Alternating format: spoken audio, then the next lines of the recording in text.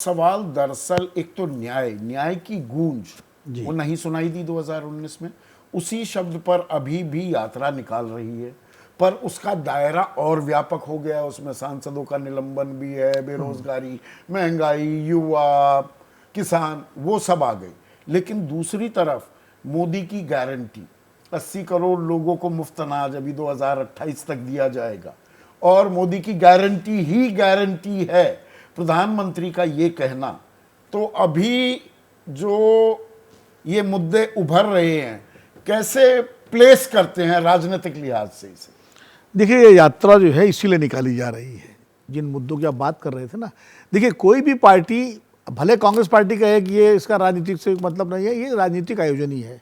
भारत जोड़ो यात्रा को भी मैं राजनीतिक कार्यक्रम मानता था, ये भी राजनीतिक कार्यक्रम, और सारी यात्राएं उसका कहीं असर भी दिखे, कहीं नहीं भी कहीं नहीं दिखे। जो अभी त्यागी दिन जितनी यात्राएं गिनाई, वो छोड़ दीजिए, मोहम्मद साहब की मक्का वाली या जो, वो सब राजनीतिक यात्राएं थी। हाँ। शंकराचार्य की यात्रा छोड़ दीजिए, वो अलग तरह की यात्रा थी। तो ये राजनीतिक आयोजन है, और कांग्रेस पार्टी इस बात को मान रही है, जो भी आलोक शर्मा ने भी कहा कि न्याय योजना ये लाए थे मैनिफेस्टो में, अपने चुनाव घोषणा पत्र में, और चुनाव चल रहे थे, तो वाकई नीचे तक नहीं पहुंचा पाए लोग।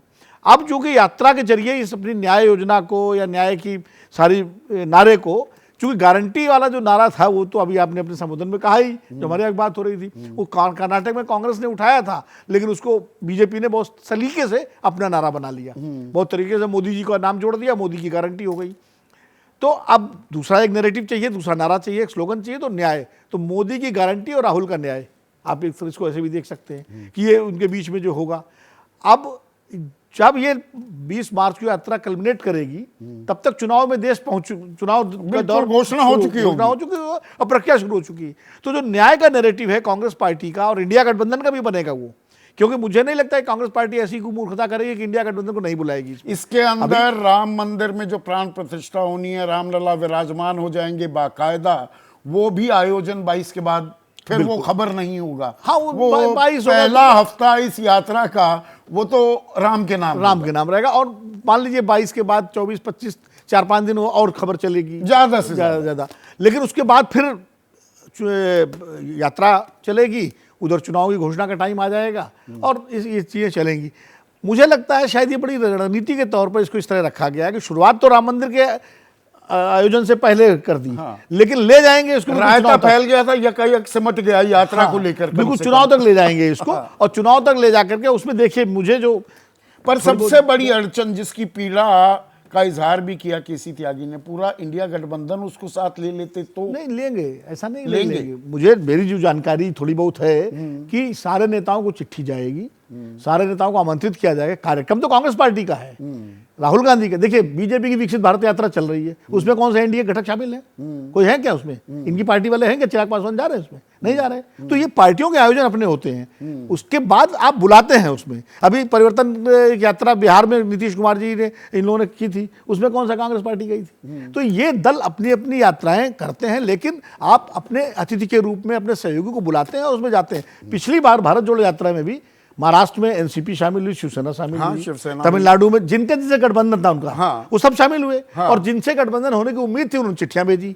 भाई, राष्ट्रीय लोकदल के तो कार्यकर्ता पश्चिमी उत्तर प्रदेश में पूरी यात्रा को उन्होंने आगे बढ़ाया, और बाकायदा ऐलानिया वो कह रहे थे कि हमें जयंत चौधरी जी ने कहा है कि यात्रा को सफल करो। तो ऐसा एकदम से जो है निराशावादी वातावरण बनाना कि इंडिया गठबंधन छूट गया पीछे, और एक्स फैक्टर हो सकता है विपक्ष के लिए, ये यात्रा एक्स फैक्टर हो सकता है। मुझे लगता है कि अगर इस यात्रा को कांग्रेस पार्टी ने ढंग से चलाया और सहयोगी दलों को शामिल किया, जैसे बिहार में मान लीजिए नीतीश जी, लालू जी शामिल होते हैं, ममता होती हैं, बंगाल में ममता शामिल होती है, इस तरह का अलग अलग राज्य में उनके कार्यकर्ता, तो निश्चित रूप से इस यात्रा का फायदा इंडिया गठबंधन को मिल सकता है। और देखिए, एक फर्क है, भारत जोड़ो यात्रा 30 जनवरी को समाप्त हो गई, चुनाव आपके होते हैं नवंबर में उन राज्यों में, तो असर खत्म हो जाता है। असर खत्म हो जाता है। 20 सेकंड में जवाब चाहूंगा, थोड़ा बहुत जवाब होगा। Totally run out of time.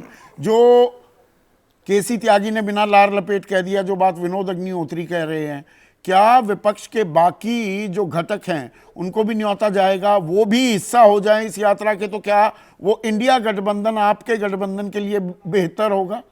15 second में प्लीज।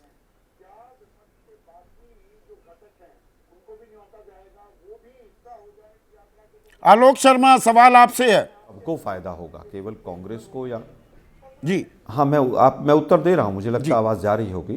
मुझे लगता है पूरी तरह से सब लोग शामिल होंगे इसमें और उत्साह के साथ शामिल होंगे। सभी की कामनाएं हैं कि यात्रा सफल हो और ये यात्रा न्याय के लिए है। हम उम्मीद करते हैं कि न्याय ज़रूर मिलेगा और हमारा पहला तीर जो लगा है बीजेपी के तमाम नेताओं की बौखलाहट और एनडीए गठबंधन की बौखलाहट पूरी तरह से क्लियर कर रही है कि न्याय की तो तरफ चलिए अभी न्योता दिया जाएगा, साथ आएंगे, जुड़ेंगे, राजनीतिक माहौल बनने लगा है, थोड़ी रणनीति भी अब सामने आने लगी है। कौन किस पर भारी पड़ेगा ये तो आने वाला वक्त बताएगा। जैसे ही घड़ी का काटा दोपहर 2:30 पे आए, बबीता जी का दिल सास बहू साजिश के लिए मचल जाए। और ये है इनकी बहू, पूरे दिन ऑफिस की टेंशन हो जाए गॉन जब ये करें अपना फेवरेट शो फ्री टाइम पे ऑन।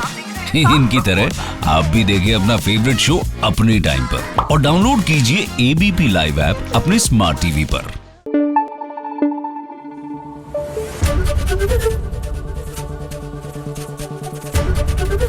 एबीपी न्यूज आपको रखे आगे।